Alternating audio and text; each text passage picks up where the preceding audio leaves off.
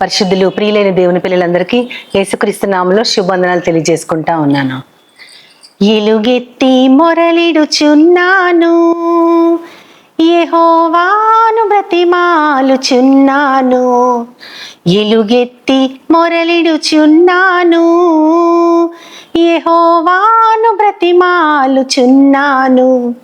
బహు వినయముగా ప్రభు సన్నిధిలో నా ఆత్మను కుమ్మరించుచున్నాను. బహు వినయముగా ప్రభు సన్నిధిలో నా ఆత్మను కుమ్మరించుచున్నాను. ఎలుగెత్తి మొరలిడుచున్నాను. అద్భుతమైన ఈ వాక్యాలు మనకి కీర్తనలో 142, 1-2 వచనాల్లో కనపడతా ఉంటాయి. అంటే దీని మీద భక్తులు చక్కటి పాట రాశారు, కానీ ఇది నిజంగా ఆవేదన చెందుతూ ఒక మహారాజు గారు రాసుకున్న కీర్తన. ఆయన తన పాపాన్ని గురించి, పశ్చాత్తాపాన్ని వెలుబుచ్చుకుంటూ రకరకాలుగా కీర్తనలు అవన్నీ కూడా ఆయన గురించి కాదు, కానీ ప్రతి వారికి వారి వారి జీవితంలో కూడా వాటిల్ని ఆపాదించుకుంటా ఉండొచ్చు.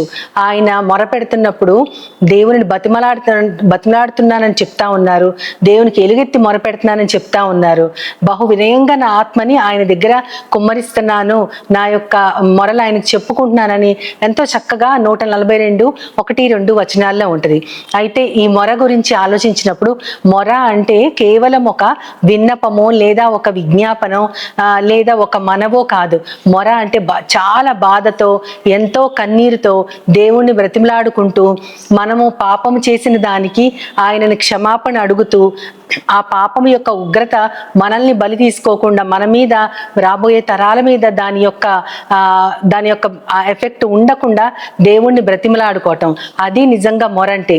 అది మామూలుగా మనం దేవా నా కన్నీరుని తుడువు, నా దుఃఖ దినాలు సమాప్తం చెయ్యి, నా యొక్క బాధలన్నీ తీసేయి, నీ యొక్క వెలుగులో నన్ను ఆశీర్వదించు, ఈ విధంగా అడగటం కాదు.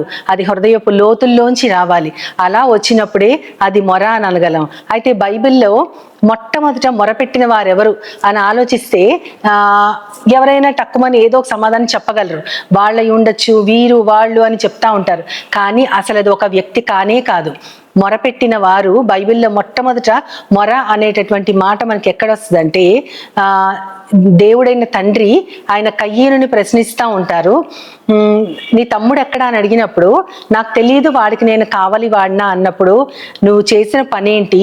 నీ తమ్ముని రక్తము యొక్క స్వరము నేలలోంచి నాకు మొరపెడుతుందని ఆదికాండం 4వ అధ్యాయంలో ఉంటుంది, 3వ అధ్యాయంలో ఉంటుంది. అంటే తమ్ముని యొక్క రక్తం యొక్క స్వరం, తమ్ముడు మొరపెట్టట్లేదు. ఆయన చనిపోయిన తర్వాత ఆ రక్తానికి ఒక స్వరం వచ్చింది, ఆ స్వరం మొరపెడుతుందని దేవుని చెప్తా ఉన్నారు. అంటే రక్తానికి స్వరం రావడం ఏంటంటే, రక్తమే ప్రాణం. ఏ జంతువును కూడా దాని రక్తంతో తినకూడదని దేవుడైన యెహోవా ఆజ్ఞాపిస్తూ ఉంటారు తన జనాంగానికి, ఇశ్రాయేలీలకి. ఎందుకంటే రక్తము ప్రాణంతో సమానము. రక్తం లేదంటే ప్రాణం పోయినట్లే. రక్తం ఉంటేనే ఆ ఏ జీవికైనా సరే ప్రాణం ఉన్నట్లు. కాబట్టి అతను ప్రాణాన్ని తీసేశాడు. కాబట్టి ఆ రక్తము నేలలోంచి దేవునికి మొరపెడుతుందంట. ఏమని మొరపెడుతుందంటే, తనకు న్యాయం చేయమని మొరపెడుతుందని. ఇది మన హెబ్రీలకు రాసిన పత్రికలో కూడా దీని గురించి ఇంకొకసారి ప్రస్తావనకు వస్తుంది. కాబట్టి మొట్టమొదటి మొర అనేది అది మనిషి కాదు, కానీ మనిషి యొక్క రక్తము యొక్క స్వరం మొరపెడతా ఉంది. అసలు ఆ రాయించిన విధానము, దేవుడు రాయించిన రీతి, ఆ దేవుడు పలికిన మాటలు ఎంతో అద్భుతంగా హృదయాన్ని తాకుతూ ఉంటాయి. అదేవిధంగా దేవుడు ఎవరి మొరలను ఆలకించాడంటే, మనం చెప్పుకుంటా పోతే దైవ గ్రంథంలో చాలా వరుసగా మొరల గురించి చాలా ఉంటుంది. కానీ ఆయన సొదొమ గొమొర్రాలో కలిగినటువంటి మొర, అంటే అక్కడ ఉన్నటువంటి పాపాల గురించి, వాటి గురించి, దాని యొక్క మొరల గురించి, అంటే అక్కడ బాధించబడేవారు పెట్టే మొరల గురించి ఆయన విని అది నిజమా కాదా అని పరీక్షించడానికి ఆయన భూమి మీద దిగి వచ్చారని మనకి చాలా స్పష్టంగా ఉంటుంది ఆదికాండంలోనే. అది ఒక మొర ఆయన విని దిగి వచ్చి నిజంగా అలా జరుగుతుందా లేదా, దాని చొప్పున వారు చేస్తున్నారా లేదా అని చూడటానికి వచ్చాను అని అంటారు ఆయన. అంటే అక్కడ పాపాత్ములైన వారు ఆ పాపం పెరిగిపోతున్నప్పుడు వారిని బట్టి ఆ బాధపడే వాళ్ళు పెట్టే మొరని దేవుడు వినడానికి కిందకే వచ్చారన్నది. అదే విధంగా ఇంకొక చోట కూడా దేవుడు మొరను గురించి చెప్తాడా. అది ఎక్కడంటే, ఐగుప్తీయులు ఇశ్రాయేలీయుల్ని వెట్టి పనులకు కలిగిస్తూ ఉంటే వారి శక్తికి మించిన పనులు, వారి యొక్క శక్తికి మించిన బరువుల్ని వారి మీద మోపుతా ఉంటే పనిలో తమని కష్టపెట్టు వారిని బట్టి వారు పెట్టిన మొర దేవునిని చేరుకున్నది అని ఉంటుంది. అంటే ఆ పనులు చేయించడంలో అధికారులు వారిని చాలా కష్టపెడతా ఉంటారు. రోజంతా వాళ్ళని వెట్టి పనులు చేస్తూ ఎంతో బాధపరుస్తూ ఉంటారు. ఆ బాధకు తాళలేక వారు పెట్టిన మొరని విని దేవుడు ఆ మొర విని వారి కోసం ఒక నాయకుడిని ఆ దేశంలోంచి వాగ్దాన దేశంలోకి తీసుకెళ్ళడానికి ఒక నాయకుడిని వారి కోసం ఏర్పరుస్తారు. అంటే దేవుడు ఎవరి మొరని విన్నారు, ఎవరి మొరని విని కనికరించారు అని ఆలోచిస్తూ ఉంటే ఈ రీతిగా చాలా చోట్ల ఉంటది.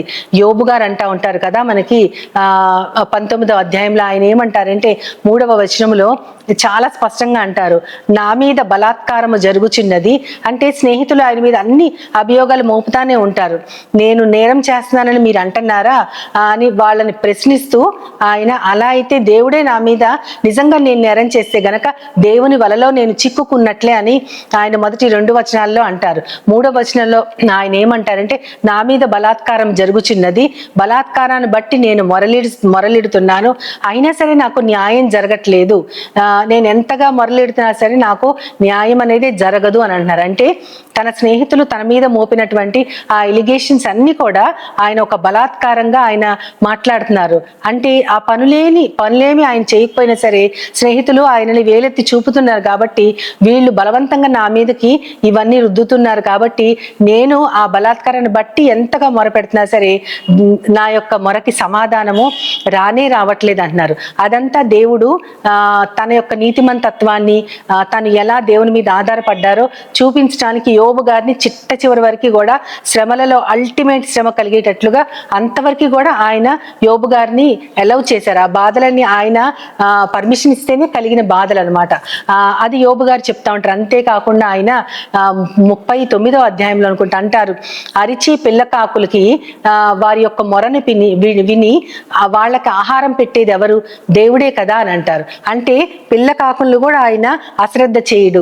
వారి యొక్క అరుపులు విని వాళ్ళకు కూడా ఆహారం సమకూర్చి పెట్టే గొప్ప దేవుడు ఉన్నాడు. అంటే ఆయన చనిపోయిన వాని యొక్క రక్తం యొక్క స్వరాన్ని, ఆ యొక్క మొరని వినడమే కాదు, ఇతరుల చేత బాధించబడే వారి మొరలు వినడమే కాదు, తన ప్రజలు పనుల్లో కష్టాలను బట్టి పెట్టే మొరలు వినటమే కాదు కానీ ఆయన కీర్తనాకారుడు రాసినట్లు 34వ కీర్తన 15వ అధ్యాయంలో ఆయన ఏమంటారంటే మొరను గురించి ఇంకా స్పష్టంగా చెప్తారు. ఏంటంటే దేవుని కన్నులు నీతిమంతుల వైపు ఉన్నది, ఆయన చెవులు వారి మొరలకు ఒగ్గి ఉన్నవి అని ఉంటుంది. అంటే ఆయన వారి ప్రార్థన ఏం చేస్తారు, వారు ఏం మొరలు పెడుతున్నారని ఆయన ఎప్పుడు కూడా అలర్ట్ గా ఉండి వారి మొరలకి చెవి ఎగ్గుతారంట దేవుడు. అంటే నీతిమంతులు పెట్టే మొరలను కూడా దేవుడు వింటారంటే కేవలం బాధపడేవారు, అన్యాయం అయిపోయిన వారు, వేదన పడేవారు వారి యొక్క మొరలే కాదు కానీ నీతిమంతులకు కూడా కష్టాలు ఉంటాయి. మనం చదువుతూ ఉంటాం కీర్తన గ్రంథంలో, నీతిమంతులకి ఆపద ఖచ్చితంగా సంభవిస్తుంది కానీ ఆపద దినమున వారు యెహోవాని ఆశ్రయిస్తారని ఉంటుంది. అంతేకాకుండా నీతిమంతులు ఎన్నిసార్లు పడినా సరే వాళ్ళు తిరిగి లేస్తారు అని ఉంటుంది. కాబట్టి వాళ్ళకున్న కష్టాలను బట్టి మొరపెట్టినా దేవుడు వాళ్ళ నీతిమంతత్వాన్ని ఆధారం చేసుకుని, అంటే వాళ్ళకున్న నీతి ఎవరిది అంటే దేవుని విధానమే వాళ్ళ నీతి.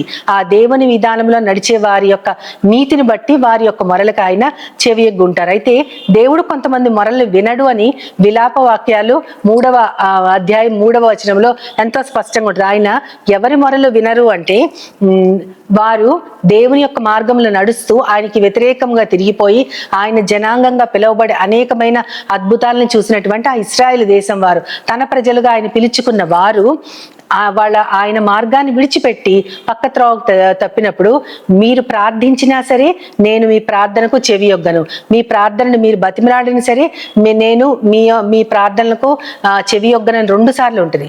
బ్రతిమలాడినా సరే వినరంట, ప్రార్థించినా సరే ఆయన వారి చెవి యొగ్గరు, వారి యొక్క మొరలకి చెవి యొగ్గను అని ఎంతో స్పష్టంగా ఆయన చెప్తా ఉన్నారు. కాబట్టి దేవుడు మనం పెట్టే మొరలకు చెవి యొగ్గాలంటే ఎవ్వరు కూడా పూర్తి నీతిమంతులు ఎవ్వరు ఉండాలి ఈ లోకంలో. అందరూ కూడా పడిపోయిన వారే, అందరూ కూడా మార్గము తప్పి తొలగిపోయిన వారే. దేవుని దృష్టిలో నీతిమంతులు అనేవారు ఎవ్వరు లేనే లేరు. కానీ మనము ఆయన మార్గంలో తప్పిపోయిన తర్వాత ఆయన వైపు చూస్తే ఖచ్చితంగా మనం ఆయన వెతికితే ఆయన ఖచ్చితంగా మనకు దొరుకుతారు. అందుకే యెహోవా దొరికే సమయంలో ఆయన వెతకండి అంటారు.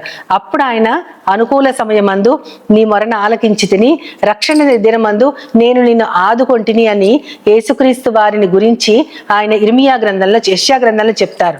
అదే యేసుక్రీస్తు గురించి మళ్ళీ అపొస్తలుల కార్యములో గ్రంథంలో మళ్ళీ మనకి 20వ అధ్యాయంలో పౌలు గారు దాన్నే గుర్తు చేస్తారు. అనుకూల సమయంలో నీ మొరను ఆలకించి తిని రక్షణ దినమందు నిన్ను ఆదుకొంటిని అని దేవుడు చెప్పారు కదా. నేడే అనుకూల సమయం, ఇదే రక్షణ దినం అని చెప్తా ఉంటారు. కాబట్టి మన మొర ఆయనని చేరాలంటే కేవలము బాధలలో, కష్టాలలో, వేదనల్లో ఉన్నవారమే అయి ఉండక్కర్లేదు. మనము రక్షించబడాలన్నా సరే మన మొర దేవుడు ఆలకించాలి. దానికి ఎప్పుడో సమయం కాదు, ఇదే అనుకూల సమయం. మనం పెట్టే మొరను ఆయన విని మన మార్గాల్లోంచి ఆయన మార్గం వైపు మనల్ని రక్షించుకోవాలన్నా సరే దేవుడు మన మొరల్ని విని మనందరినీ కూడా కనికరించగలుగులాగున మనము ఆయన విధానంలో, ఆయన మార్గంలో నడుస్తూ ఉండాలి. ఆ విధంగా మనం అందరం కూడా ఆయన రక్షణకి పాత్రులమై ఉండేటట్లు చిన్న ప్రార్థన చేసుకుందాం.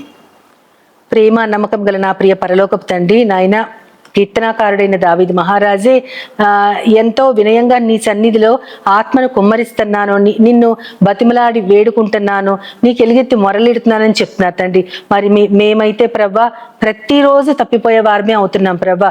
మేము మా హృదయ లోతుల నుంచి మేము చేసే ప్రతి అపరాధాన్ని, దోషాన్ని, పాపాన్ని మీ యొక్క వాక్యపు వెలుగులో మేము సరిచేసుకుంటూ నీ దగ్గర మొరలిడుతున్నప్పుడు ప్రభా నువ్వు కనికరించి మా అందరి మొరల్ని విని మమ్మల్ని అందరినీ కూడా కరుణించి నీ బిడ్డలుగా చేసుకోమని నన్ను మమ్మల్ని అందరినీ నీ చేతులకు అప్పచెప్పుకుంటూ నీ ప్రియ కుమారుడు, నా ప్రియ ప్రభు అయిన యేసుక్రీస్తు వారి ద్వారా కోరి ప్రార్థిస్తున్నాను పరమ తండ్రి. ఆమేన్, ఆమేన్, ఆమేన్. వందనాలు. As Jesus now, He's always near, with open arms, He's always